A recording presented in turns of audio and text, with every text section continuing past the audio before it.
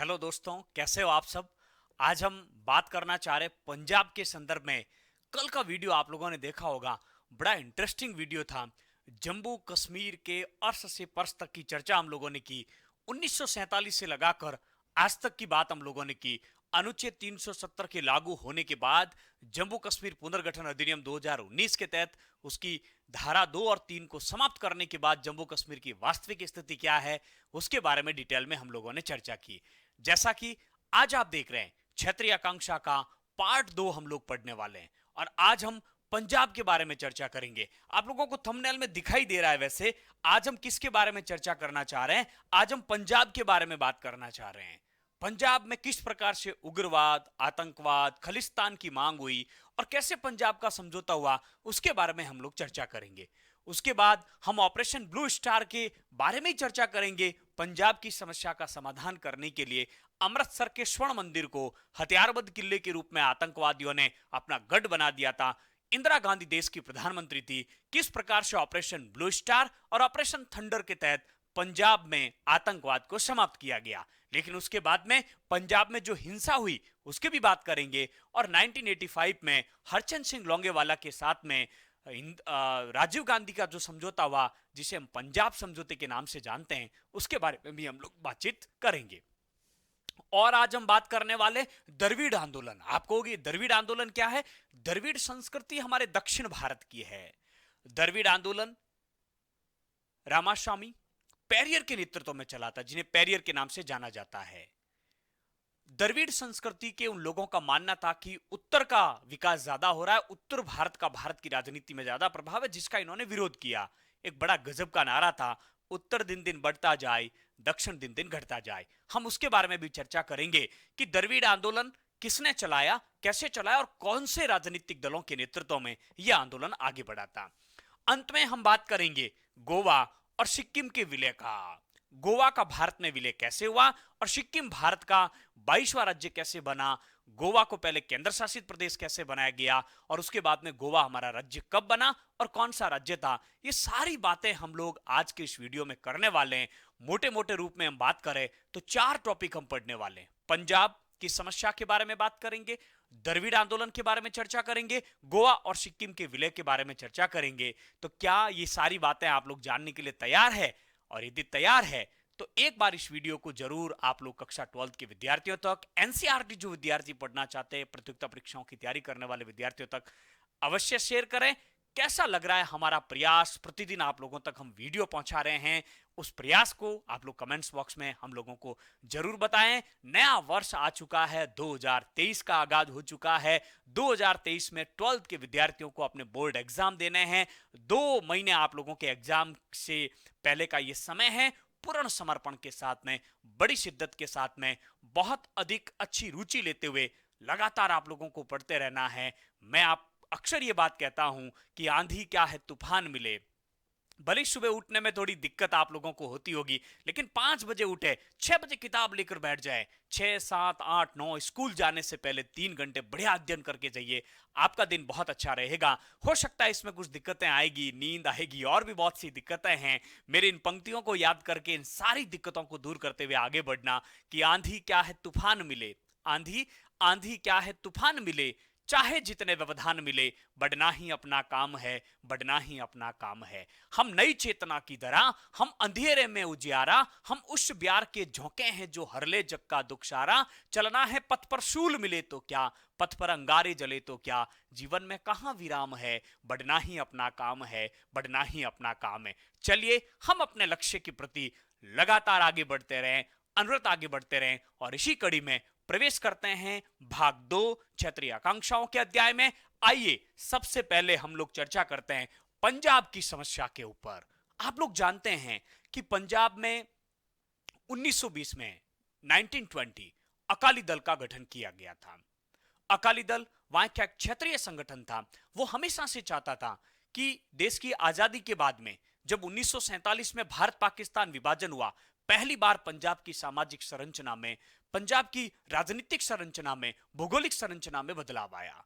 एक पंजाब पाकिस्तान में, एक पंजाब भारत में, यानी कि भारत पाक विभाजन के समय पंजाब की संरचना बदली और पंजाब के लोगों को बहुत से कष्ट और समस्याओं का सामना करना पड़ा, क्योंकि विभाजन से सबसे अधिक प्रभावित राज्य यदि था तो वो था पंजाब।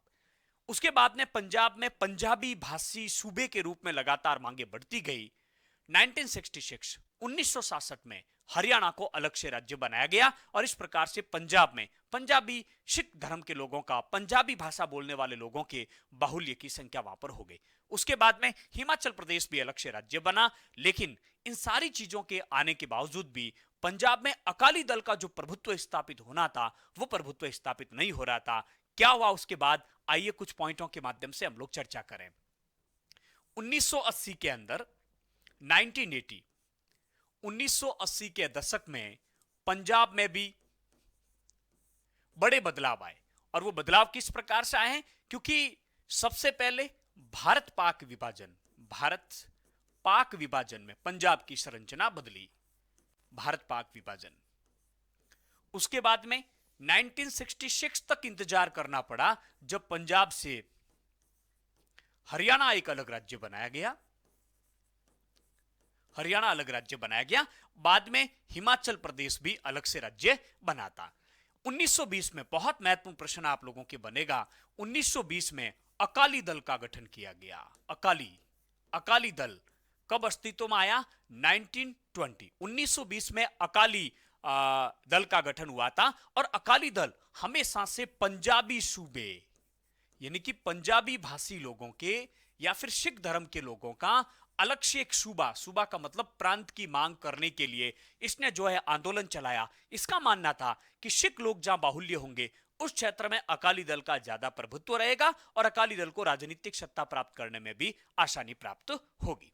तो यहां से एक प्रश्न आप लोगों के लिए निकला है, और वो कौन सा है? अकाली दल का गठन 1920। ये सारी चीजें तो पहले हमारे आ चुकी है।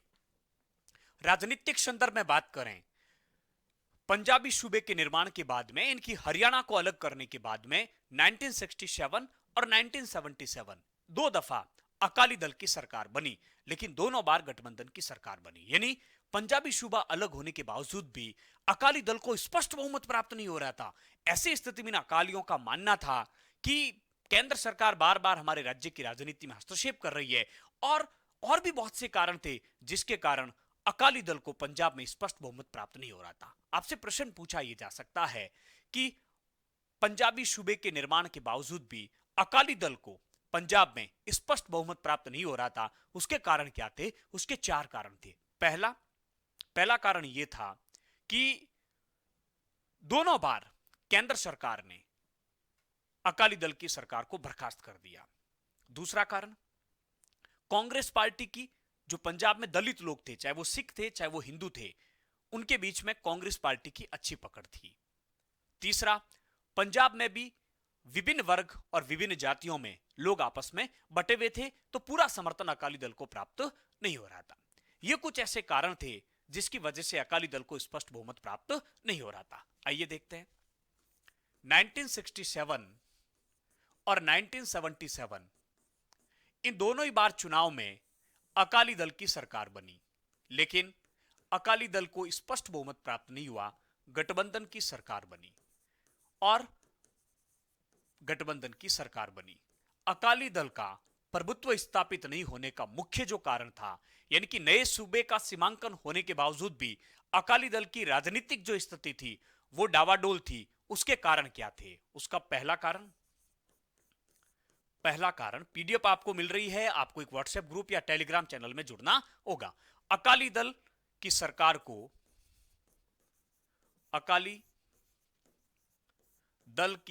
को कार्यकाल पूरा होने से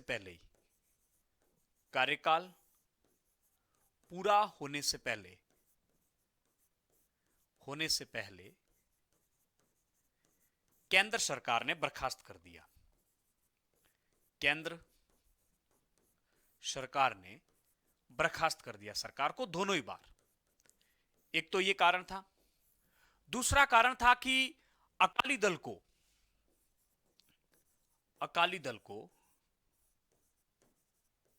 पंजाब में हिंदुओं के बीच ज्यादा समर्थन प्राप्त नहीं था। हिंदुओं के बीच ज्यादा समर्थन नहीं,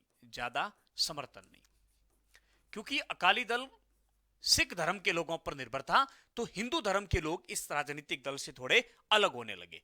तीसरा, सिख नंबर 3, तीसरा कारण, सिख धर्म में भी जाति और वर्ग के आधार पर लोग बटे हुए हैं, और इसमें कांग्रेस और सिख धर्म में इसके कारण मत आपस में बढ़ जाते थे। यानी कि देखिए यहां पर पॉइंट है कि सिख समुदाय भी दूसरे धार्मिक समुदायों की तरह जाति और वर्ग के धरातल पर बटा हुआ था। जाति और वर्ग के आधार पर बटा हुआ था। यह प्रश्न आप लोगों के बनेगा, बटा हुआ था।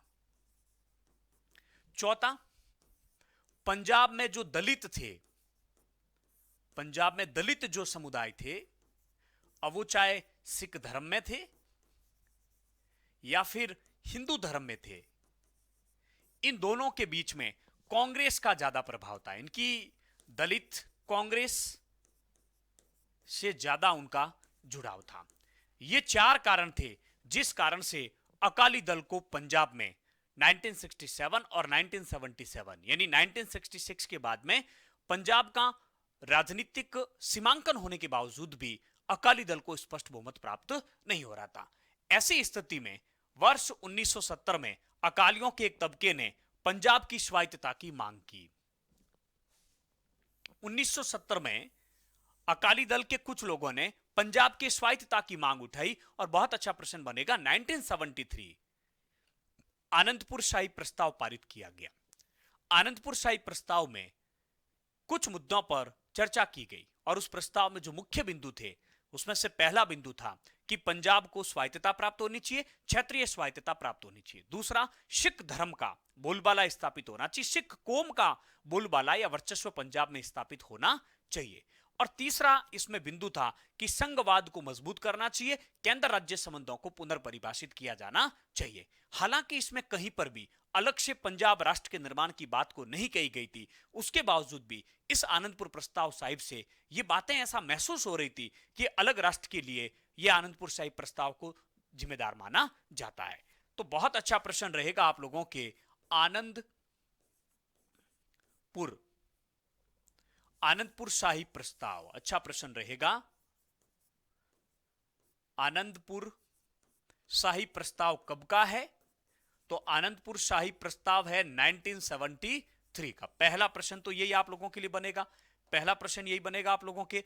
दूसरा, आप लोगों से यह भी पूछा जा सकता है कि आनंदपुर शाही प्रस्ताव से आप क्या समझते हैं, आनंदपुर शाही प्रस्ताव से आप लोग क्या समझते हैं। तब आप लोगों को बताना है कि यह आनंदपुर साहिब में एक सम्मेलन हुआ था 1973 में, और उस सम्मेलन में प्रस्ताव पारित हुआ। उस प्रस्ताव में 4 मुख्य बिंदु थे। कितने मुख्य बिंदु थे? 4 मुख्य बिंदु थे। उन चारों बिंदुओं को आप लोगों को याद रखना होगा। चलिए मैं एक एक को लिख देता हूं वापिस यहां पर। आनंदपुर साहिब प्रस्ताव, आनंदपुर साहिब प्रस्ताव, पहला प्रश्न तो यही बनेगा कि आनंदपुर साहिब प्रस्ताव कब का है? 1973।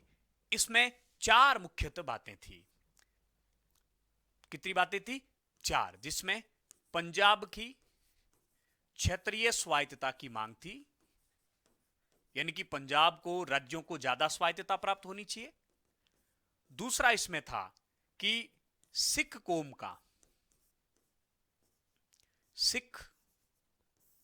का बोलबाला स्थापित होना चाहिए, यानी वर्चस्व स्थापित होना चाहिए। बोलबाला यानी कि वर्चस्व स्थापित होना चाहिए। नंबर 3, केंद्र राज्य संबंधों को पुनर्परिभाषित किया जाना चाहिए। केंद्र राज्य संबंधों को पुनर्परिभाषित किया जाना चाहिए। इसका मतलब है कि केंद्र राज्य संबंधों को पुनः परिभाषित कीजिए। इसका मतलब है कि केंद्र और राज्यों के बीच में शक्तियों का बंटवारा वापस होना चाहिए और राज्यों को ज्यादा शक्तियां दी जानी चाहिए। राज्यों को ज्यादा शक्तियां दी जानी चाहिए। चौथा, संघवाद को मजबूत करने की बात थी। संघवाद को मजबूत करना, ये चार मुख्यतः इसमें बातें थी। आप लोग देख सकते हैं कि आनंदपुर शाही प्रस्ताव 1973 क्षेत्रीय स्वायत्तता की बात थी, केंद्र राज्य संबंधों को पुनर्परिभाषित करने की बात थी, सिख कौम का दबदबा स्थापित हो। यह प्रस्ताव संघवाद को मजबूत करने की अपील करता है, लेकिन इसे एक अलग राष्ट्र बनाने की मांग के रूप में भी पढ़ा जाता है। लेकिन इस आनंदपुर शाही प्रस्ताव को ही अलग राष्ट्र बनाने की, राष्ट्र की मांग के रूप में देखा जाता है। राष्ट्र की मांग के रूप में देखा जाता है। तो आनंदपुर शाही प्रस्ताव में मुख्यतः चार बातें थी, काफी महत्वपूर्ण है, इस बात का ध्यान रखना। आगे बढ़ते हैं हम लोग। आगे हम यदि चर्चा करते हैं तो आनंदपुर शाही प्रस्ताव का पंजाब के लोगों पर बहुत कम असर पड़ा और यही कारण था कि अकाली दल की सरकार को जब 1980 में बर्खास्त कर दिया गया, तब अकाली दल ने एक आंदोलन चलाया नदी जल बंटवारे को लेकर। और उसी आंदोलन के दौरान कुछ चरमपंथियों ने, कुछ उग्रवादियों ने अलग से खालिस्तान की मांग कर डाली। देखिए जरा, 1980 में अकाली दल की सरकार को बर्खास्त कर दिया गया। अकाली दल सरकार को बर्खास्त कर दिया गया, तब अकाली दल ने एक आंदोलन चलाया नदी जल बंटवारे को लेकर। और उसी आंदोलन के दौरान कुछ चरमपंथियों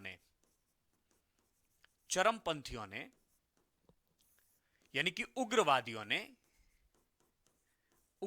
ने अलग से खालिस्तान की मांग कर डाली, यानी कि अलगाववाद की मांग कर डाली, अलग से देश की मांग कर डाली। यानी कि सिख धर्म के लोगों का अलग से एक देश होगा और इस देश का नाम क्या होगा? खालिस्तान।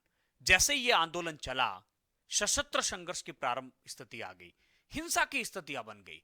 जब हिंसा की स्थिति बनी, जब सशस्त्र संघर्ष की स्थिति वहां पर बनी, तो ऐसी स्थितियों में जब कंट्रोल से बाहर परिस्थितियां जा रही थी, उग्रवादियों ने, चरमपंथियों ने अमृतसर के स्वर्ण मंदिर को हथियारबंद किले के रूप में तब्दील कर दिया। अलगाववादी, पृथकतावादी, आतंकवादी जो अलग से खालिस्तान का निर्माण करना चाहते थे, उन्होंने अमृतसर के विश्व प्रसिद्ध स्वर्ण मंदिर को हथियारबंद किले के रूप में तब्दील कर दिया। ऐसी स्थिति में जून 1984 में इंदिरा गांधी देश की प्रधानमंत्री थी और देश की प्रधानमंत्री इंदिरा गांधी ने भारत की एकता और अखंडता को मजबूत रखने के लिए, आतंकवाद से पंजाब को मुक्त करवाने के लिए ऑपरेशन ब्लू स्टार चलाया, ऑपरेशन थंडर भी चलाया। आपके पाठ्यक्रम में एक ही ऑपरेशन ब्लू स्टार, और वेरी इंपॉर्टेंट प्रश्न है आप लोगों के लिए। जून 1984 में ऑपरेशन ब्लू स्टार के तहत पंजाब से स्वर्ण मंदिर पर सैन्य कार्रवाई की गई। यह सैन्य कार्रवाई का कूट नाम था। इस ऑपरेशन से जो सैन्य कार्रवाई की गई, उससे पंजाब से आतंकवाद तो समाप्त हो गया, स्वर्ण मंदिर को तो मुक्त करवा दिया गया, लेकिन उस सैन्य कार्रवाई में स्वर्ण मंदिर जो ऐतिहासिक मंदिर है, जो सिख धर्म का सबसे बड़ा धार्मिक स्थल है, भारत और भारत से बाहर रहने वाले सिख लोगों की आस्था का केंद्र है, हम सबकी आस्था का केंद्र है, उस स्वर्ण मंदिर में थोड़ा सा वो खंडित हो जाता है सैन्य कार्रवाई में। सिख धर्म के लोगों ने इस बात को अपनी धार्मिक भावना पर ले लिया कि इंदिरा गांधी ने उनकी धार्मिक भावना को ठेस पहुंचाया है, इंदिरा गांधी ने अमृतसर के स्वर्ण मंदिर को खंडित किया है। इस बात को लेकर सिख धर्म के लोगों में ऐतराज था और इसकी परिणति किस रूप में हुई? 31 अक्टूबर 1984 को इंदिरा गांधी के दो अंगरक्षक बेअंत सिंह और सतवंत सिंह, जो कि सिख धर्म से संबंधित थे, 31 अक्टूबर 1984 को इंदिरा गांधी की गोली मारकर हत्या कर दी जाती है। जैसे ही इंदिरा गांधी की गोली मारकर हत्या होती है, 31 अक्टूबर 1984 को पूरा देश शौक की स्थिति में था, पूरा देश गम की स्थिति में था। उसी समय कुछ लोगों ने पंजाब की इस घटना के बाद में सिख धर्म के लोगों से इस घटना का बदला लेने के लिए सिख धर्म के लोगों को मारना प्रारंभ कर दिया। अकेले दिल्ली में 2000 सिख धर्म के लोगों को मारा गया। इसके अलावा बोकारो, चास, कानपुर जैसे स्थानों पर भी सैकड़ों की तादाद में सिख धर्म के लोगों को मारा गया। सिख धर्म के लोगों में कुछ ऐसे परिवार थे जहां एक भी पुरुष नहीं बचा था। उन लोगों के मन में ऐतराज इस बात को भी लेकर था कि सरकार ने बड़ी देरी से कदम उठाए और सरकार ने इस प्रकार का कृत्य करने वाले लोगों के विरुद्ध कोई विशेष कार्रवाई नहीं की। ऐसी स्थिति में पंजाब में ये जो सिख दंगे हुए, इन पंजाब में सिख दंगों से पंजाब पर बहुत अधिक असर पड़ा। आइए एक एक पॉइंट को लेकर हम लोग बातचीत करते हैं। तो सबसे पहले यदि हम बात करें, खलिस्तान की मांग हुई और आतंकवादियों ने स्वर्ण मंदिर को हथियारबंद किले के रूप में तब्दील कर दिया। ऐसी स्थिति में उन्होंने जब स्वर्ण मंदिर को अपना मुख्यालय बनाया, हथियारबंद किले के रूप में तब्दील कर दिया, तब जून 1984 में, ध्यान रखना बहुत महत्वपूर्ण प्रश्न है, जून 1984 में ऑपरेशन ब्लू स्टार चलाया गया, एक सैन्य कार्रवाई की गई। इस सैन्य कार्रवाई के तहत अमृतसर के स्वर्ण मंदिर से आतंकवादियों को बाहर खदेड़ा गया। बहुत अच्छा प्रश्न बनेगा, operation blue star, operation blue star सैन्य कार्रवाई की गई और स्वर्ण मंदिर को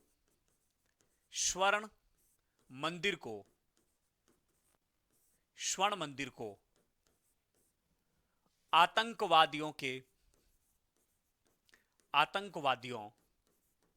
से मुक्त करवाया गया। बहुत अच्छा प्रश्न है, वेरी वेरी इंपॉर्टेंट प्रश्न है। ऑपरेशन ब्लू स्टार किससे संबंधित है? पंजाब से संबंधित है। लेकिन जैसे ये ऑपरेशन ब्लू स्टार चलाया, उसके बाद जैसा कि मैंने आप लोगों को कहा, इंदिरा गांधी के 2 सिख अंगरक्षक थे, जिनका नाम था बेअंत सिंह और दूसरे का नाम था सतवंत सिंह। इन सिख अंगरक्षकों ने ऑपरेशन ब्लू स्टार का बदला लेने के लिए, चूंकि मैंने आप लोगों को बताया कि स्वर्ण मंदिर थोड़ा सा खंडित हो गया था, अतः सिख धर्म के लोगों ने इसे अपनी धार्मिक भावना पर ले लिया। बेहंत सिंह और सतवंत सिंह, जो इंदिरा गांधी के 2 अंगरक्षक थे, उन्होंने 31 अक्टूबर 1984 को 31 अक्टूबर 1984 को इंदिरा गांधी की गोलियों से गोली मारकर जो है क्या कर दी गई, हत्या कर दी गई। इस बात का भी आप लोगों को ध्यान रखना है। जैसे ही इंदिरा गांधी की हत्या होती है 31 अक्टूबर 1984 को, ऑपरेशन ब्लू स्टार का बदला लिया गया, पूरे सिख समुदाय के विरुद्ध हिंसा भड़की। और मैंने आपको जैसा कि बताया कि अकेले दिल्ली के अंदर 2000 दिल्ली में 2000 सिख धर्म के लोग मारे गए। इसके अलावा बोकारो, कानपुर और चास जैसे स्थान पर भी सैकड़ों की तादाद में सिख धर्म के लोगों को मारा गया। जब 2004 में चुनाव हुए और सपरंग की सरकार बनी और देश के प्रधानमंत्री मनमोहन सिंह बने, तब देश के प्रधानमंत्री मनमोहन सिंह ने इन सिख दंगों की देश से क्या मांगी थी? माफी मांगी थी। देश के प्रधानमंत्री मनमोहन सिंह जी ने, जो कि सिख प्रधानमंत्री थे भारत के पहले, उन्होंने देश से माफी मांगते हुए क्या कहा था, वो चीज भी आप लोगों को बता देते हैं। 11 अगस्त 2005 को राज्यसभा की बहस में मनमोहन सिंह जी, चूंकि राज्यसभा से देश के प्रधानमंत्री थे, उन्होंने कहा कि सिख समुदाय से ही नहीं, हम पूरे भारत राष्ट्र से माफी मांगते हैं।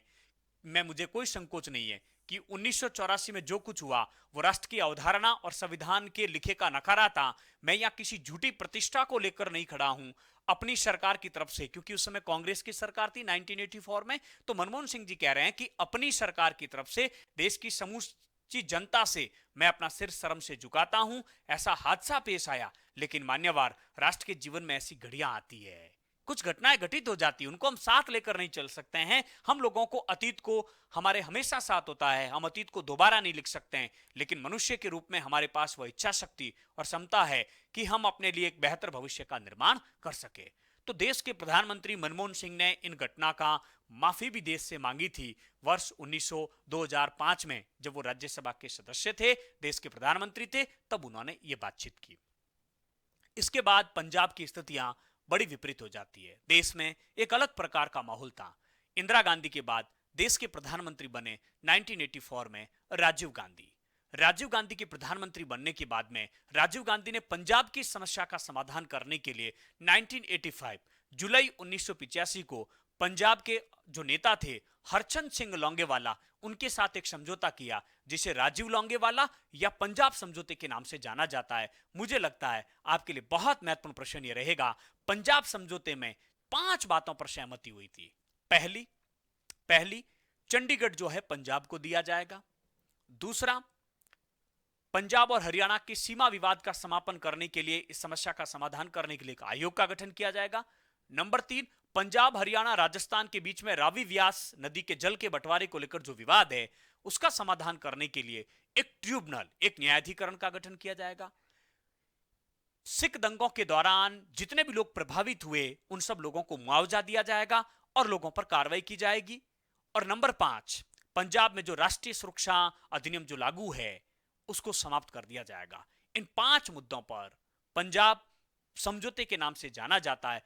बड़ा अच्छा आप लोगों से प्रश्न पूछा जाएगा, पंजाब समझौते से आप लोग क्या समझते हैं, पंजाब समझौता कब हुआ और किस किस के बीच में हुआ। आइए एक एक बात की हम लोग चर्चा करते हैं। राजीव गांधी देश के प्रधानमंत्री बने तब राजीव गांधी और जो है उदारवादी नेताओं के बीच में स्थानीय जो नरमपंथी नेता थे उनके साथ में बातचीत शुरू हुई और 1985 में, बहुत अच्छा प्रश्न है, वेरी वेरी इंपॉर्टेंट, 1985 में जुलाई 1985 में पंजाब समझौता हुआ। कौन सा समझौता हुआ? पंजाब समझौता हुआ। पंजाब समझौता हुआ किस किस के बीच में? राजीव गांधी व हरचंद सिंह हरचंद सिंह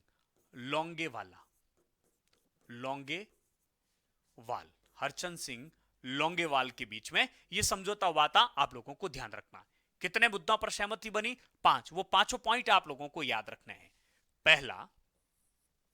पहला, चंडीगढ़ पंजाब को दिया जाएगा।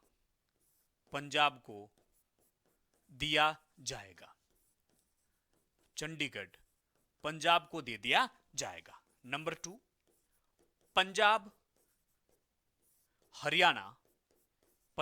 हरियाणा के बीच में जो सीमा विवाद है, इस सीमा विवाद को समाप्त करने के लिए एक आयोग का गठन किया जाएगा।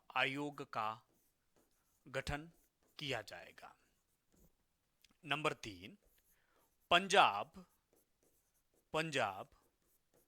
राजस्थान और हरियाणा के बीच में जो रावी व्यास नदी के जल के बंटवारे को लेकर विवाद है, इस समस्या का समाधान करने के लिए एक ट्रिब्यूनल यानी कि एक न्यायाधिकरण का गठन किया जाएगा।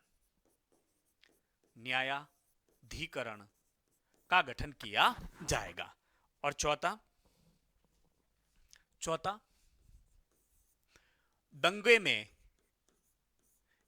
में प्रभावित लोगों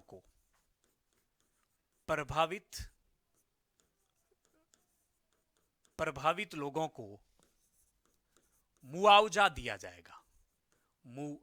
उचित मुआवजा दिया जाएगा।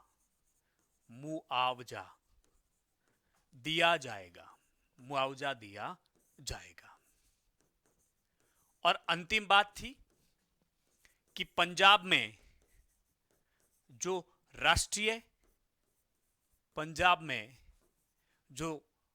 विशेष सुरक्षा बल अधिनियम लागू है, पंजाब में जो विशेष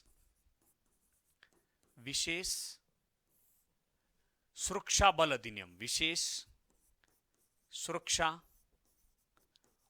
अधिनियम जो लागू है, इसको हटा दिया जाएगा। विशेष सुरक्षा बल अधिनियम को हटा दिया जाएगा।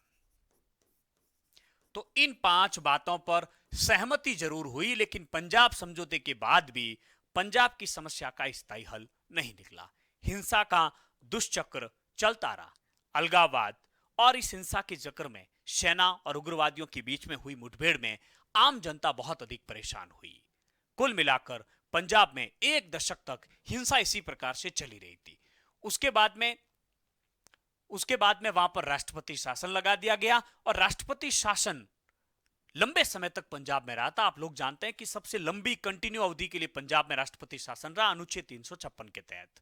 इवन संविधान संशोधन करके 5 वर्षों तक लगातार वहां पर राष्ट्रपति शासन लागू रहा था, क्योंकि आप जानते हैं कि अनुच्छेद 356 विशेष परिस्थितियों में 3 वर्ष से अधिकतम किसी राज्य में लागू नहीं रह सकता है। और वो परिस्थितियां कब हो, तब निर्वाचन आयोग ये कहते हैं कि चुनाव करवाने की स्थिति में नहीं है हम, या फिर अनुच्छेद 352 के तहत वह राष्ट्रीय आपातकाल पहले से लगा हुआ है, तब कहीं जाकर किसी राज्य में राष्ट्रीय आपातकाल राष्ट्रपति शासन 3 वर्षों तक लागू रखा जा सकता है। अन्यथा सामान्य परिस्थितियों में किसी राज्य में अनुच्छेद 356 के तहत 1 वर्ष तक ही राष्ट्रपति शासन लागू रखा जा सकता है। लेकिन पंजाब में संविधान संशोधन करके इस अवधि को आगे बढ़ाना पड़ा था। 1992 में 1992 में पंजाब में चुनाव हुए, महज 24% लोग वोट डालने के लिए आए। आप अंदाज लगाइए, पंजाब जैसे राज्य में इन घटनाओं के बाद में जब चुनाव हुए 1992 में, मात्र 24% लोग वोट डालने के लिए आए। इससे आप दहशत, भय और पंजाब की स्थितियों के बारे में जान सकते हैं। 1997 में जब अगले चुनाव हुए 1997 में, तब अकाली दल, बादल और बीजेपी के गठबंधन की क्या बनी, सरकार बनी। भारतीय जनता पार्टी के गठबंधन की सरकार बनी। यह पहला चुनाव था जब पंजाब में उग्रवाद के बाद जनता घरों से बाहर निकली और मत देने के लिए आए। लेकिन कुल मिलाकर यह समस्याएं पंजाब की बड़ी विपरीत थी। आज पंजाब भारत का एक समृद्ध राज्य है, भारत का एक अभिन्न अंग है, और इस प्रकार से राजनीतिक मामले और धार्मिक भावनाएं भले वहां पर विशेष प्रकार से हो, लेकिन हम कह सकते हैं कि धर्मनिरपेक्षता अब पंजाब की एक बहुत बड़ी पहचान बनी हुई है। तो हम लोगों ने चर्चा की है पंजाब के बारे में, और पंजाब के बारे में हम लोगों ने चर्चा की है, तो मुझे लगता है कि सिख दंगों के बाद में जो जांच आयोग का गठन हुआ, नानावती जांच आयोग का गठन किया गया था पंजाब के सिख दंगों की जांच करने के लिए। 1 नंबर का प्रश्न यह भी आप लोगों से पूछा जा सकता है, इस नानावती जांच आयोग ने, न्यायमूर्ति नानावती जांच आयोग ने क्या कहा अपनी रिपोर्ट में। इस बात के साक्ष्य मिले हैं कि 31 अक्टूबर 1984 को या तो कुछ जगह बैठकें हुई अथवा हमलावरों से संपर्क किया गया। उनसे सिखों को जान से मारने, उनके घरों दुकानों को लूटने के लिए कहा गया। बड़े व्यवस्थित तरीके से हमले हुए और हमलेवारों को पुलिस का भी ज्यादा भय नहीं था। इससे जान पड़ता है कि मानो आश्वासन दिया गया हो कि इन कामों को अंजाम देते समय या उसके बाद भी इन्हें कोई नुकसान नहीं पहुंचाया जाएगा। तो कुल मिलाकर कहीं न कहीं ऐसा लगा गया कि कुछ संगठन इन दंगों में साथ जुड़े हुए थे और इंदिरा गांधी की हत्या का बदला लेना चाहते थे। नानावती जांच आयोग की रिपोर्ट में यह बात उनके सामने रखी गई। जब हम पंजाब के बारे में बात कर ही रहे हैं, तो हमें इसके साथ में संत हरचंद सिंह लोंगेवाल के बारे में चर्चा कर लेनी चाहिए। सिखों के धार्मिक और राजनीतिक नेता थे। 6 दशक के दौरान राजनीतिक जीवन की इन्होंने शुरुआत की थी अकाली दल के रूप में। 1980 में अकाली दल के अध्यक्ष थे। 1980 में आप अकाली दल के अध्यक्ष थे। अकालियों की प्रमुख मांग को लेकर प्रधानमंत्री राजीव गांधी से इनका समझौता हुआ। अज्ञात सिख युवक ने इनकी जो है हत्या कर दी थी। मास्टर तारा सिंह प्रमुख सिख और धार्मिक और राजनीतिक नेता थे। शिरोमणि गुरुद्वारा प्रबंधन कमेटी के शुरुआती नेताओं में से एक थे। अकाली आंदोलन के ये भी नेता थे। स्वतंत्रता आंदोलन के समर्थक थे, लेकिन सिर्फ मुसलमानों के साथ समझौते की कांग्रेस की नीति के विरोधी थे। स्वतंत्रता के बाद अलग अलग पंजाब राज्य बनाने के ये भी क्या थे, समर्थक थे। तो ये कुछ छोटी मोटी बातें हम लोगों ने देखी। कल हमने जम्मू कश्मीर के बारे में डिटेल में बात की। जम्मू कश्मीर के नेता शेख मोहम्मद अब्दुल्ला के बारे में, जम्मू कश्मीर के नेता थे, जम्मू कश्मीर की स्वायत्तता और धर्मनिरपेक्षता के समर्थक थे, राजतंत्र के विरुद्ध थे, चाहते थे कि हरि सिंह अपना पद छोड़ लें। धर्मनिरपेक्षता के आधार पर पाकिस्तान का विरोध किया। नेशनल कॉन्फ्रेंस के नेता थे। भारत में विलय के बाद जम्मू कश्मीर के प्रधानमंत्री रहे। भारत सरकार ने 1953 में बर्खास्त किया। पुणे 1974 होना चाहिए, 1974 में इंदिरा गांधी के साथ समझौता हुआ। राज्य के मुख्यमंत्री पद पर यह आरूढ़ हुए थे। तो ये कुछ बातें हम लोगों ने देखने की कोशिश की। एक बार मुझे लगता है कि पंजाब के इस मुद्दे पर हम लोगों को रिवीजन कर लेना चाहिए। तो 19 पंजाब और हरियाणा के विभाजन के बाद में 1967 और 77 में चुनाव हुए, लेकिन अकाली दल को स्पष्ट बहुमत नहीं मिला, क्योंकि अकाली दल का 1920 में गठन हुआ था। अकाली दल का मुख्य उद्देश्य था कि पंजाब में हमारी सरकार बननी चाहिए। तो आपसे क्षेत्रीय दल पूछे तो पंजाब का एक क्षेत्रीय दल अकाली दल, आप नाम लिख सकते हैं। गठबंधन की सरकार बनने का कारण यह था कि दोनों ही कार्यकाल में अकाली दल की सरकार को केंद्र की कांग्रेस पार्टी ने बर्खास्त कर दिया। दूसरा कारण यह था कि पंजाब में हिंदुओं के बीच अकाली दल को कोई ज्यादा समर्थन प्राप्त नहीं था। तीसरा कारण यह था कि सिख धर्म के लोग भी वर्ग और जाति में बटे हुए हैं और उनके बीच में अकाली दल ज्यादा लोकप्रिय नहीं है। चौथा कारण यह था कि दलित जो थे, चाहे सिख थे चाहे हिंदू थे, उसमें कांग्रेस पार्टी ज्यादा लोकप्रिय थी। इन कारणों से अकाली दल को पंजाब में स्पष्ट बहुमत प्राप्त नहीं हो रहा था। ऐसी स्थिति में जब 1980 में अकाली दल की सरकार को कांग्रेस पार्टी के द्वारा बर्खास्त कर दिया जाता है केंद्र की सरकार के द्वारा, तब एक उन्होंने नदी जल के बंटवारे को लेकर आंदोलन चलाया। 1973 में आनंदपुर साहिब प्रस्ताव पारित किया जाता है और इन आनंदपुर साहिब प्रस्ताव की चार मुख्य बातें थी। पहली, पंजाब की स्वायत्तता को लेकर कि पंजाब को ज्यादा स्वायत्तता प्राप्त होनी चाहिए, राज्यों को ज्यादा स्वायत्तता प्राप्त होनी चाहिए, सिख कौम का बोलबाला दबदबा होना चाहिए पंजाब में, केंद्र राज्य संबंधों को पुनर्परिभाषित करना चाहिए और राज्यों को ज्यादा स्वायत्तता देनी चाहिए, इसकी एक मांग थी। और संघवाद को मजबूत करने के लिए हालांकि आनंदपुर साहिब प्रस्ताव था, लेकिन इसे एक अलग राज्य की मांग के रूप में भी देखा जाता है। इन सारी परिस्थितियों के बाद में जब अकाली दल को 1980 में बर्खास्त कर दिया गया, ऐसी स्थिति में अकालियों ने एक आंदोलन चलाया। यह आंदोलन चरमपंथियों के हाथ में चला जाता है, उग्रवादियों के हाथों में चला जाता है और उन उग्रवादियों ने, चरमपंथियों ने अलग से खलिस्तान की मांग कर डाली और पंजाब के स्वर्ण मंदिर को उन्होंने एक हथियारबंद किले के रूप में जो है गिरफ्त में कर दिया। तब पंजाब से आतंकवाद को समाप्त करने के लिए, पंजाब को भारत का अभिन्न अंग बनाए रखने के लिए देश की प्रधानमंत्री इंदिरा गांधी ने जून 1984 में ऑपरेशन ब्लू स्टार चलाया और उस ऑपरेशन ब्लू स्टार में स्वर्ण मंदिर से आतंकवादियों को मुक्त तो करवा दिया गया, पंजाब से आतंकवाद तो समाप्त हो गया, लेकिन स्वर्ण मंदिर खंडित हो जाता, जिसे सिख धर्म के लोग अपनी धार्मिक भावना पर ले लेते हैं। और इंदिरा गांधी के दो अंगरक्षक बेअंत सिंह और सतवंत सिंह ने 31 अक्टूबर 1984 को इंदिरा गांधी की गोली मारकर हत्या कर दी। उस हत्या के बाद में इंदिरा गांधी के समर्थकों ने सिख धर्म के लोगों से इसका बदला लेने के लिए सिख दंगे हुए। दिल्ली में 2000 सिख और भी कई जगह पर सैकड़ों सिखों को मारा गया था। इसके बाद में राजीव गांधी देश के प्रधानमंत्री बने और राजीव गांधी और उदारवादी नरमपंथी नेता हरचंद सिंह लोंगवाला के बीच में पंजाब समझौता होता। उसकी पांचों बातें आप लोगों को याद रखनी है, वेरी इंपॉर्टेंट है कि चंडीगढ़ पंजाब को दिया जाएगा, पंजाब हरियाणा के बीच में जो सीमा विवाद है उसकी समाधान करने के लिए एक आयोग का गठन किया जाएगा, पंजाब हरियाणा राजस्थान के बीच में रावी नदी जल बंटवारे को लेकर जो विवाद है उसके समाधान के लिए ट्रिब्यूनल, एक न्यायाधिकरण का गठन किया जाएगा और दंगों में जितने भी लोग प्रभावित हुए उनको मुआवजा दिया जाएगा और पंजाब में जो विशेष सुरक्षा बल अधिनियम है उसको हटा दिया जाएगा। ये सारी बातें थी आप लोगों की पंजाब के संदर्भ में। आइए अब हम बात करते हैं अगले टॉपिक की, जिसमें हम बात करेंगे द्रविड़ आंदोलन की। किसकी चर्चा करेंगे? द्रविड़ आंदोलन। छोटा कोई प्रश्न द्रविड़ आंदोलन से आप लोगों को पूछा जा सकता है। द्रविड़ आंदोलन, द्रविड़ आंदोलन, इसकी हम लोग चर्चा करेंगे। द्रविड़ आंदोलन की यदि हम लोग बातचीत करें तो द्रविड़ आंदोलन एक दक्षिण भारत का आंदोलन था। यह दक्षिण भारत का आंदोलन था और इसका एक बड़ा सामान्य सा नारा था, जिसका हिंदी अनुवाद यह था कि उत्तर दिन दिन बढ़ता जाए, दक्षिण दिन दिन घटता जाए। यानी कि उत्तर भारत का भारतीय राजनीति में जो दबदबा था, ब्राह्मणवाद का जो वर्चस्व था उत्तर भारत से, उसका इस आंदोलन ने विरोध किया था। उत्तर भारत के राजनीतिक, सांस्कृतिक और आर्थिक प्रभुत्व का विरोध करने के लिए आंदोलन चला था, क्योंकि इनका मानना था कि राजनीतिक दृष्टि से देखें या भारत में प्रभाव की दृष्टि से देखें तो दक्षिण भारत की संस्कृति समाप्त होती जा रही है, वो सीमित होती जा रही है और उत्तर भारत की संस्कृति बढ़ती जा रही है।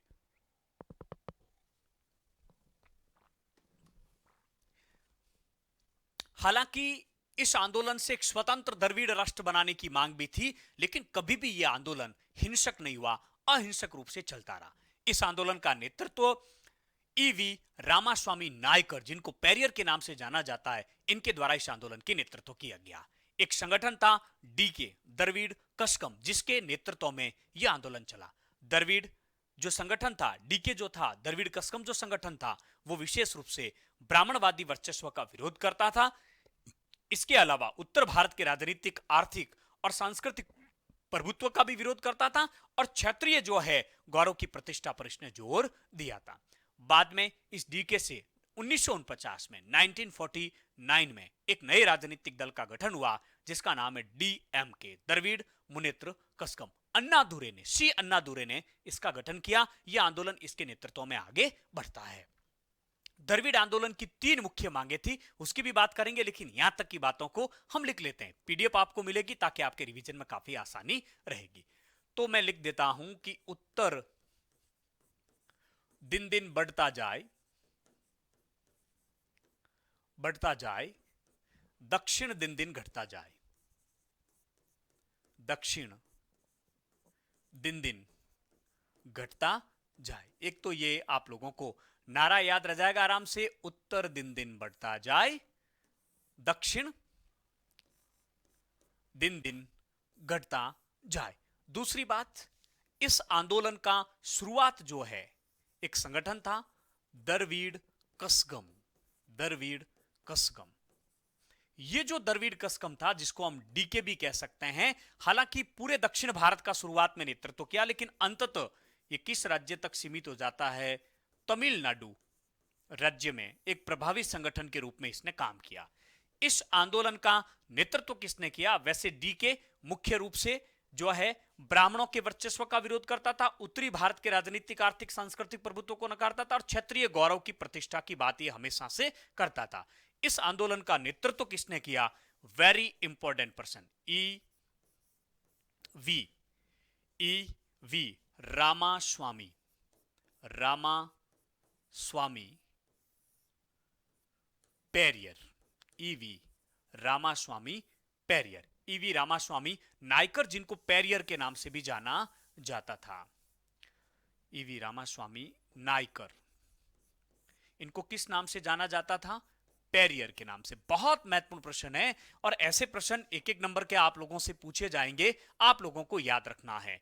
तो डीके के नेतृत्व में यह आंदोलन आगे बढ़ता है, तमिलनाडु तक सीमित हो जाता है, विशेष रूप से 1953-54 में। हालांकि डीके का 1949 में विभाजन हो जाता है और एक नया संगठन, नया राजनीतिक दल बनता है, डीएमके। वेरी इंपॉर्टेंट है, ध्यान रखना, द्रविड़ मुन्नेत्र कसगम। द्रविड़ मुन्नेत्र कसगम, ध्यान रखना, इसका गठन किसने किया? सी अन्नादुरै। सी अन्नादुरै। बहुत महत्वपूर्ण प्रश्न है, वेरी इंपॉर्टेंट है। डीएमके का गठन कब हुआ? 1959, 1949 में सी अन्नादुरै के द्वारा इसका गठन किया गया। यह बात भी आप लोगों को ध्यान में रखनी है। इसी डीएमके के नेतृत्व में 1965 में हिंदी भाषा को राष्ट्रभाषा का दर्जा देने के विरुद्ध में आंदोलन चला था दक्षिण भारत से, और यह आंदोलन मुख्यतः तमिलनाडु से चला था। यही कारण था कि इस आंदोलन की सफलता के बाद में 1967 में जब विधानसभा के चुनाव हुए, दूसरे अध्याय को आप लोग याद कीजिए, 9 राज्यों में जो गैर कांग्रेसी सरकार बनी, उसमें तमिलनाडु में डीएमके एक क्षेत्रीय राजनीतिक दल था और इसको स्पष्ट बहुमत प्राप्त हुआ था। उसके बाद से तमिलनाडु में कभी डीएमके की, कभी एआईडीएमके की सरकार बनती है, अन्य किसी राजनीतिक दल की, यानी कि कांग्रेस बीजेपी की वहां पर सरकारें नहीं बनती है, क्योंकि वहां थोड़ा क्षेत्रवाद की भावना ज्यादा है, वहां के लोग द्रविड़ संस्कृति से ज्यादा स्नेह करते हैं। इसी डीएमके के द्वारा 1953-54 में 3 मांगे की गई। कितनी मांगे की गई? 3 मांगे की गई। वो तीनों मांगों की बात हम लोगों को यहां पर करनी है। पहली मांग इनकी थी कि दक्षिण भारत में जो कल्लाकुडी रेलवे स्टेशन था, उसका नाम बदलकर कल्लाकुडी जो रेलवे स्टेशन था उसका नाम बदलकर डालमियापुर किया गया। इनका कहना था कि डालमियापुर नाम निरस्त किया जाए और वापस कल्लाकुडी रेलवे स्टेशन स्थापित किया जाना है। इनका मानना था कि ये उत्तर भारत के जो आर्थिक प्रतीक है उन्हें हम कभी स्वीकार नहीं करेंगे। दूसरी इनकी मांग थी कि तमिलनाडु या द्रविड़ संस्कृति, जो यानी कि हमारा जो पाठ्यक्रम है, स्कूली जो पाठ्यक्रम है, उसमें द्रविड़ संस्कृति को ज्यादा महत्व दिया जाए। तीसरी इनकी मांग थी कि राज्य सरकार का जो शिल्पक्रम कार्यक्रम है, जो ब्राह्मण वर्चस्ववाद की बात करता है, उस शिल्पक्रम कार्यक्रम को क्या किया जाए? समाप्त किया जाए। 3 मांगे। कितनी मांगे? 3 मांगे। आइए तीनों मांगों को हम लोग लिख लेते हैं ताकि जो है आपको किसी प्रकार की दिक्कत नहीं हो। पहली मांग, कल्लाकुडी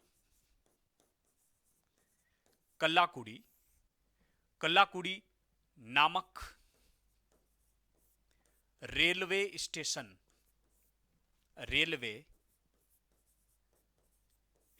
का नाम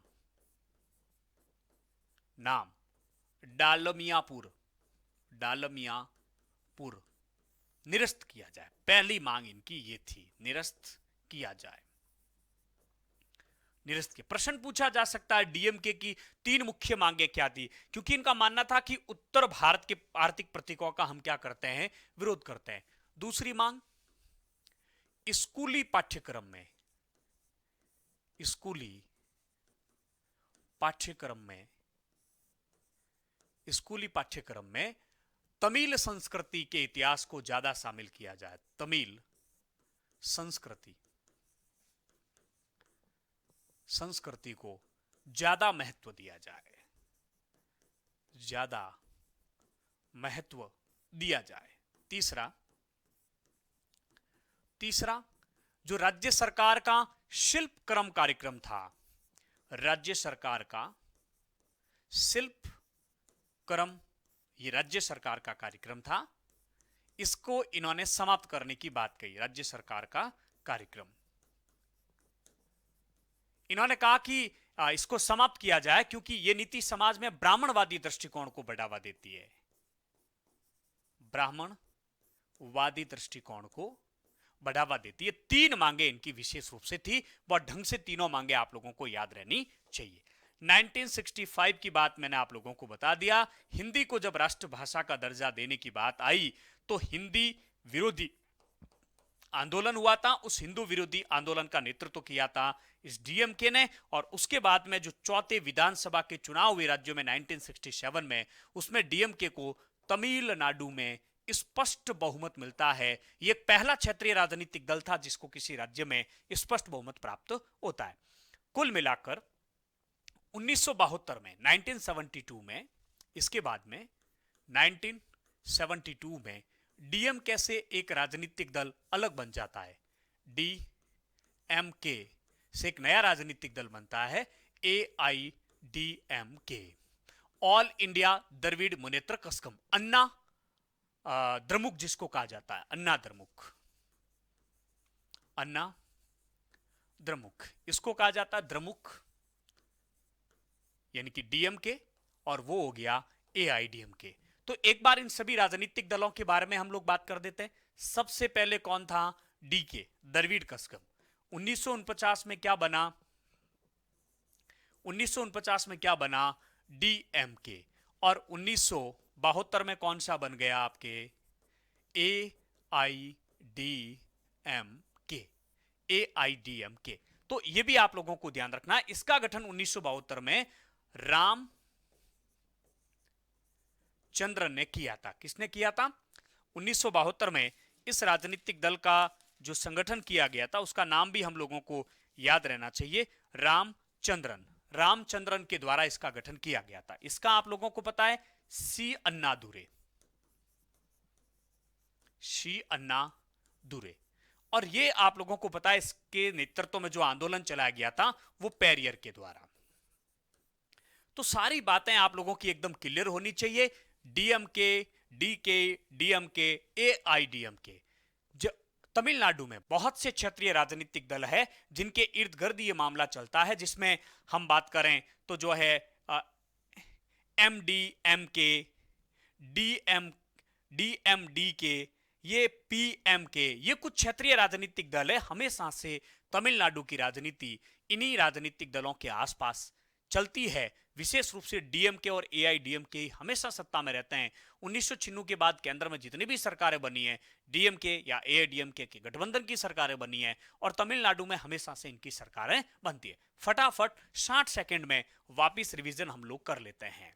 द्रविड़ आंदोलन का एक नारा था, उत्तर दिन दिन बढ़ता जाए, दक्षिण दिन दिन घटता जाए।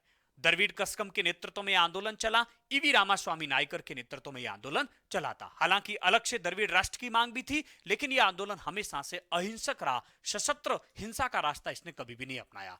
डीएमके से अलग होकर 1949 में डीके से अलग होकर डीएमके बना, द्रविड़ मुनेत्र कस्कम बना। सी अन्नादुरे ने इसका गठन किया था। डीएमके ने 1953-54 में 3 मांगे रखी। कल्लाकुड़ी नामक रेलवे स्टेशन का नाम वापिस जो डालमियापुर किया गया उसको समाप्त करके वापिस कल्लाकुड़ी किया जाए। स्कूली पाठ्यक्रम में तमिल संस्कृति को बढ़ावा दिया जाए और शिल्प कर्म राज्य को बंद किया जाए। 1965 में हिंदी भाषा को राष्ट्रभाषा का दर्जा देने के विरुद्ध में जो आंदोलन हुआ, उस आंदोलन का नेतृत्व डीएमके ने किया, और उसका इतना जबरदस्त प्रभाव था कि 1967 के चुनाव में डीएमके को तमिलनाडु में स्पष्ट बहुमत से सरकार बनती है। दूसरा टॉपिक पूरा हुआ। छोटे छोटे से दो टॉपिक बचे हैं, बने रहे वीडियो में अंतिम समय तक। सबसे पहले हम बात करते हैं सिक्किम का विलय। सिक्किम का विलय, प्रश्न पूछा जा सकता, टिप्पणी लिखिए सिक्किम के विलय के ऊपर। पहले 1 मिनट में पूरी कहानी। सिक्किम भारत की आजादी के समय सिक्किम को भारत की शरणागत प्राप्त थी, अर्थात सिक्किम एक स्वतंत्र संप्रभु देश भी नहीं था तो भारत का अंग भी नहीं था। सिक्किम में जो राजा था, राजतंत्रात्मक शासन था। राजा चोंग्याल, जो कि लेप्चा बाइचा भूटिया राजवंश का एक अल्पसंख्यक तबके का शासन था। सिक्किम में नेपाली लोगों की संख्या ज्यादा थी। सिक्किम के विदेश और रक्षा संबंधी जिम्मेदारी पूरी भारत सरकार की थी, लेकिन आंतरिक रूप से सिक्किम स्वतंत्रता और वहां के राजा चोंग्याल वहां का शासन चलाते थे। दो प्रकार की दिक्कतें उत्पन्न हुई। सबसे पहले नेपाली जो बहुसंख्यक थे उनके मन में यह भावना घर कर गई कि चोंग्याल एक बाइचा भूटिया अल्पसंख्यक तबके का शासक, जो यानी कि जो तबका है वो हमारे ऊपर शासन कर रहा है, अतः उन्होंने उनके विरुद्ध एक आंदोलन चलाया। और सिक्किम के कुछ लोग चाहते थे कि सिक्किम से राजतंत्र समाप्त हो जाए और लोकतंत्र स्थापित हो जाए। तो राजा चोंग्याल को दो समस्याओं का सामना करना पड़ा, एक लोकतंत्र समर्थक और एक नेपाली लोगों के, बहुसंख्यक लोगों के आंदोलन का। ऐसी स्थिति में ये दोनों ही लोग भारत सरकार से मदद चाहते थे, भारत सरकार के समर्थन की आस रखते थे। 1974 में इन्हीं परिस्थितियों के मद्देनजर सिक्किम में चुनाव करवाए जाते हैं, सिक्किम विधानसभा के। उस सिक्किम विधानसभा में चुनाव में सिक्किम कांग्रेस को स्पष्ट बहुमत मिलता है। सिक्किम कांग्रेस ने पहले 1974 में भारत सरकार से आग्रह किया कि सिक्किम को शहर राज्य का दर्जा दे दिया जाए। हमने 35वां संविधान संशोधन 35 अमेंडमेंट 1974 किया और उस 35वें संविधान संशोधन के तहत हमने सिक्किम को अनुच्छेद 2(1) नया आर्टिकल जोड़ा गया और शहर राज्य का दर्जा दिया। उसके बाद में अगले वर्ष सिक्किम कांग्रेस ने कहा, सिक्किम कांग्रेस विधानसभा ने कहा कि पूर्ण राज्य का दर्जा दे दिया जाए। हमने 36वां संविधान संशोधन किया, 36 अमेंडमेंट 1975। इंदिरा गांधी देश की प्रधानमंत्री उस समय थी और सिक्किम को पूर्ण राज्य का दर्जा दिया गया। सिक्किम हमारा 22वां राज्य बना। 2(a) जो आर्टिकल था उसको हमने निरस्त कर दिया। इस प्रकार से सिक्किम भारत का अभिन्न अंग बन गया। हालांकि राजा चोंग्याल इस बात से नाराज थे, उनके लोग उनसे नाराज थे, उनके समर्थक नाराज थे, लेकिन सिक्किम की जनता की इस बात में सहमति थी। सिक्किम के लोगों का बाद में जनमत संग्रह भी करवाया गया। सिक्किम के लोगों ने इस जनमत संग्रह में इस बात पर मोहर लगाई कि वो भारत के साथ रहना चाहते हैं। सिक्किम आज भारत का अभिन्न अंग है। ये पूरी कहानी थी आपके सिक्किम के भारत में विलय की। आइए एक एक बिंदु से हम टॉपिक वाइज इसकी चर्चा करते हैं। सबसे पहले बात करें तो सिक्किम को भारत की क्या प्राप्त थी? शरणागति प्राप्त थी। क्या प्राप्त थी? शरणागति प्राप्त थी। नंबर 2, वहां के जो राजा थे उनका नाम था चोंग्याल। क्या नाम था? उनका नाम था चोंग्याल, जो कि एक अल्पसंख्यक तबके के शासक थे, चोंग्याल। और इनका जो राजवंश था उस राजवंश का नाम था बाइचा भूटिया। सिक्किम के राजा स्थानीय लोकतांत्रिक आकांक्षाओं को संभाल नहीं पाए थे। नेपाली के लेप्चा भूटिया, चोंग्याल अल्पसंख्यक, लेप्चा भूटिया, लेप्चा बाइचा नहीं, लेप्चा भूटिया अल्पसंख्यक तबके का था। दो प्रकार के आंदोलन हुए। पहला लोकतंत्र समर्थक, लोकतंत्र समर्थक, और दूसरा नेपाली लोग जो उसे पद से हटाना चाहते थे, नेपाली लोगों का। इन दोनों आंदोलन का राजा चोंग्याल सामना नहीं कर पाया। अंततः 1974 में वहां की विधानसभा के क्या करवाए जाते हैं? चुनाव। और इस चुनाव में सिक्किम कांग्रेस की जीत होती है। किसकी? सिक्किम कांग्रेस की जीत होती है। सिक्किम कांग्रेस यानी कि सिक्किम की विधानसभा जो थी, सिक्किम की जो विधानसभा थी, इस विधानसभा में सिक्किम कांग्रेस को जो बहुमत था, इन्होंने भारत सरकार से आग्रह किया कि सिक्किम को शहर राज्य का दर्जा दिया जाए। शहर राज्य का दर्जा दिया। यहां आप लोगों के मन में एक प्रश्न उठना चाहिए कि किसी भी राज्य को जब भारत में नए राज्य का निर्माण किया जाता है, किसी बाहरी प्रदेश को जब भारत में शामिल किया जाता है, तो अनुच्छेद 368 में उल्लेखित संविधान संशोधन की विधि का प्रयोग करने की आवश्यकता नहीं है। साधारण बहुमत से संविधान में संशोधन करके नए राज्य को निर्माण किया जाता है और उससे संविधान संशोधन क्रमांक नहीं दिया जाता है। फिर यहां 35वें संविधान संशोधन का जिक्र क्यों आता है? आरएस में एक बार प्रश्न भी पूछा गया था। 35वें संविधान संशोधन 1974 के तहत सिक्किम को सह राज्य का दर्जा दिया गया और भारतीय संविधान में एक नया आर्टिकल जोड़ा गया 2A। तो यह संविधान संशोधन इसलिए किया गया क्योंकि हमने सिक्किम को राज्य का दर्जा नहीं दिया। किसका दर्जा दिया? सह राज्य। और सह राज्य जैसे किसी शब्द का भारतीय संविधान में उल्लेख नहीं है। हमें एक नया आर्टिकल भी जोड़ना पड़ा सह राज्य के लिए 2A। इसके लिए 35वें संविधान संशोधन 1974 के तहत सिक्किम को सह राज्य का दर्जा दिया गया। ठीक अगले वर्ष जब सिक्किम कांग्रेस और सिक्किम विधानसभा ने कहा कि पूर्ण राज्य का दर्जा दे दिया जाए, तब हमने 36वां संविधान संशोधन किया। 36वें संविधान संशोधन 1975 के तहत हमने अब संविधान संशोधन क्यों करना पड़ा? क्योंकि सह राज्य से हमें क्या बनाना था? राज्य बनाना था। अनुच्छेद 2A को भी निरस्त करना था। तब हम लोगों ने इसे पूर्ण राज्य का दर्जा दिया गया और सिक्किम भारत का कौन सा राज्य बना? 22वां राज्य बना। वेरी इंपॉर्टेंट प्रश्न आप लोगों के लिए रहेगा। सिक्किम भारत का कौन सा राज्य बना था? 22वां राज्य बना था। इस बात को भी आप लोगों को याद रखना होगा। बाद में जनमत संग्रह भी वहां पर करवाया गया और जनमत संग्रह में जनता ने विधानसभा के इस निर्णय पर मोहर लगा दी। 22वां राज्य सिक्किम भारत का बना। यह अलग बात है कि राजा चोंग्याल जरूर नाराज थे, लेकिन उससे कोई फर्क नहीं पड़ता था, जनता साथ में थी। फटाफट से अब रिवीजन करने की आवश्यकता नहीं, पहले बताया, पूरी सारी बातें लिख दी। ये जो काजी लेदुप दोरजी कांगसरपा सिक्किम के लोकतंत्र बहाली आंदोलन के नेता थे। सिक्किम प्रजामंडल सिक्किम राज्य कांग्रेस के संस्थापक थे। 1962 में सिक्किम नेशनल कांग्रेस की इन्होंने स्थापना की थी। सिक्किम नेशनल कांग्रेस की इन्होंने स्थापना की थी। विजय के उपरांत सिक्किम के भारत में विलय के समर्थक थे। एकीकरण के बाद सिक्किम कांग्रेस का भारतीय राष्ट्रीय कांग्रेस में क्या कर दिया? विलय कर दिया। तो काजी लेदुप दोरजी खंगसरपा का नाम भी आप लोगों को याद रखना है। चलिए अंतिम टॉपिक, अब हमारी बात आती है गोवा का विलय। गोवा का विलय कैसे हुआ? गोवा का विलय जरा एक कहानी के माध्यम से समझते हैं। गोवा का विलय बड़ा इंटरेस्टिंग टॉपिक है। गोवा का विलय फटाफट 1 मिनट में गोवा का विलय कैसे हुआ? 16वीं शताब्दी से ही गोवा में पुर्तगालियों ने गोवा दमन दीव को अपने अधिकार क्षेत्र में बना लिया, अपना उपनिवेश स्थापित कर दिया। अंग्रेज 1947 में हिंदुस्तान को छोड़कर चले गए, लेकिन पुर्तगालियों की नीति अभी तक हम कह सकते हैं कि वो लगा अभी भी गोवा दमन दीव में अपना शोषण कर रहे थे, अपने आर्थिक मंसूबों के उद्देश्य से वहां पर शासन कर रहे थे। भारत सरकार ने पुर्तगालियों को यह कहा कि भाई अब गोवा को दमन दीव को आप लोग छोड़ दीजिए, लेकिन उन्होंने जब छोड़ा नहीं तो गोवा दमन दीव की आजादी के लिए एक आंदोलन चला। इस आंदोलन को महाराष्ट्र के समाजवादियों ने बल दिया और ऐसी स्थिति में 1962 में 1962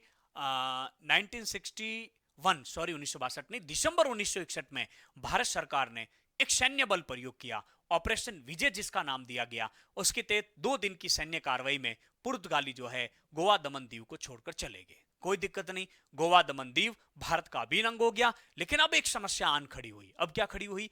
महाराष्ट्र की एक राजनीतिक दल था जिसका नाम था गोमांतक पार्टी। वो चाहती थी कि गोवा का विलय किसमें हो जाए? महाराष्ट्र में, क्योंकि यहां मराठी भाषी लोग भी है, ये मराठी क्षेत्र है। लेकिन गोवा के जो लोग थे वो अपनी गोवानी संस्कृति से, कोंकणी भाषा से बहुत अधिक प्रेम करते थे। वो महाराष्ट्र में मिलना चाहते नहीं थे। ऐसी स्थिति में गोवा का एक राजनीतिक दल था जिसका नाम है यूनाइटेड गोवन पार्टी, यूजीपी।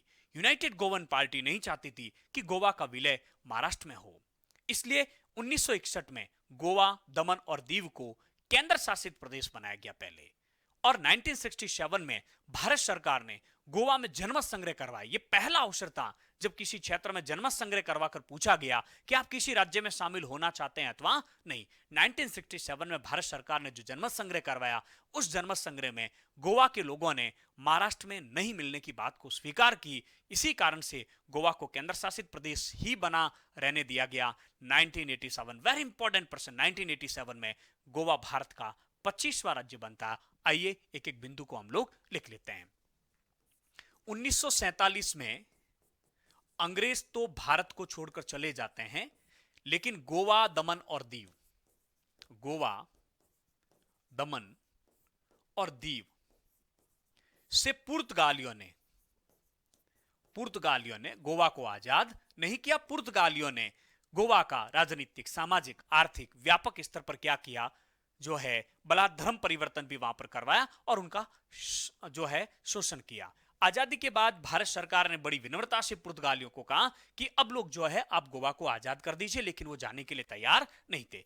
तब गोवा की आजादी के लिए, गोवा दमन दीव की आजादी के लिए एक आंदोलन चला जिसे महाराष्ट्र के समाजवादियों ने बल दिया। महाराष्ट्र के समाजवादियों ने इसको जो है सत्याग्रहियों ने, महाराष्ट्र के समाजवादी सत्याग्रहियों ने इसको बल दिया।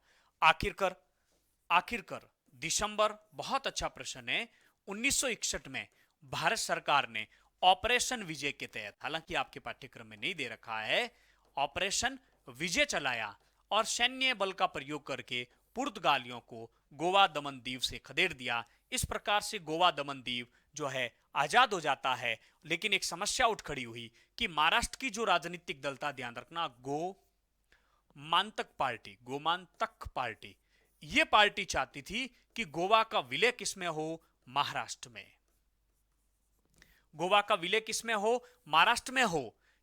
लेकिन क्योंकि वो मराठी भाषी क्षेत्र है, लेकिन गोवा के लोग गोवानी पहचान लिख देते हैं हम लोग, गोवा के लोग गोवानी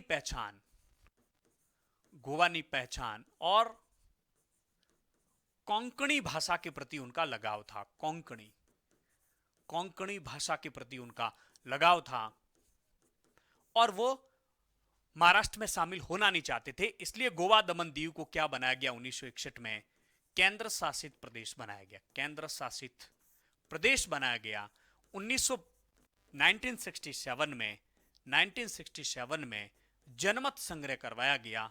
पहली बार ऐसा था कि किसी क्षेत्र के लोगों से यह पूछा गया था जनमत संग्रह के माध्यम से कि वो महाराष्ट्र में शामिल होना चाहते हैं या नहीं, और इसमें जनता ने महाराष्ट्र में नहीं मिलने की बात को स्वीकार किया। और विशेष रूप से जो एक राजनीतिक दल था, उस राजनीतिक दल का नाम है यूनाइटेड गोअन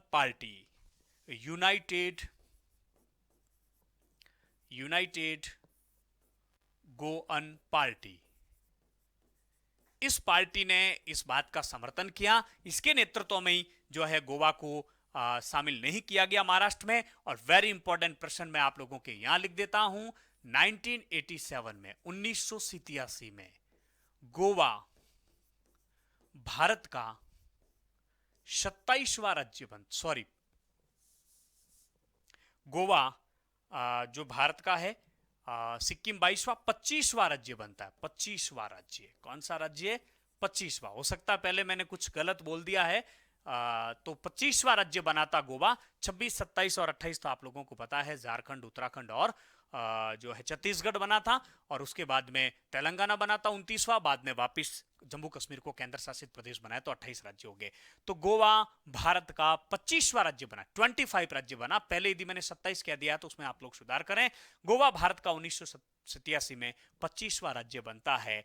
इस प्रकार से आज हमने बहुत डिटेल में काफी चर्चा की है, पंजाब की समस्या के ऊपर ऑपरेशन ब्लू स्टार को जाना है, द्रविड़ आंदोलन को आपने जाना है, पंजाब समझौते को आप लोगों ने जाना है, गोवा और सिक्किम के विलय पर आप लोगों से टिप्पणी पूछी जा सकती है, और आप लोगों से पूछा जा सकता है पंजाब समझौते का प्रश्न, सिख दंगों के बारे में, ऑपरेशन ब्लू स्टार के बारे में प्रश्न पूछा जा सकता है। इवन आनंदपुर शाही प्रस्ताव के बारे में भी आप लोगों से प्रश्न पूछा जा सकता है। पंजाब समझौता किस किस के बीच में हुआ, यह प्रश्न भी आप लोगों से पूछा जा सकता है।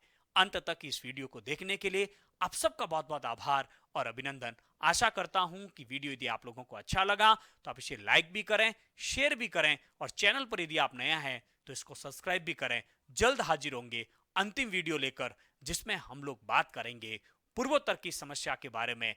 तो बने रहे हमारे साथ में। इसी प्रकार से नव वर्ष में बेहतर तरीके से अध्ययन करते रहें। किसी प्रकार की कोई दिक्कत है, कमेंट्स बॉक्स में हमें जरूर बताएं। आपके सुझाव कमेंट्स बॉक्स में आमंत्रित है। टेलीग्राम और व्हाट्सएप चैनल का लिंक और व्हाट्सएप नंबर टेलीग्राम इस जो है कमेंट्स बॉक्स में हमने दे रखे हैं, वहां से जरूर हमसे संपर्क करें। कोई दिक्कत है तो आप लोगों के कैसा लग रहा है हमारा प्रयास, ये आप जरूर बताएं। कहां से इस वीडियो को आप लोग देख रहे हैं ये भी हम लोगों को जरूर बताएं। जुड़ने के लिए, इस वीडियो को अंत तक देखने के लिए थैंक यू वेरी मच, धन्यवाद।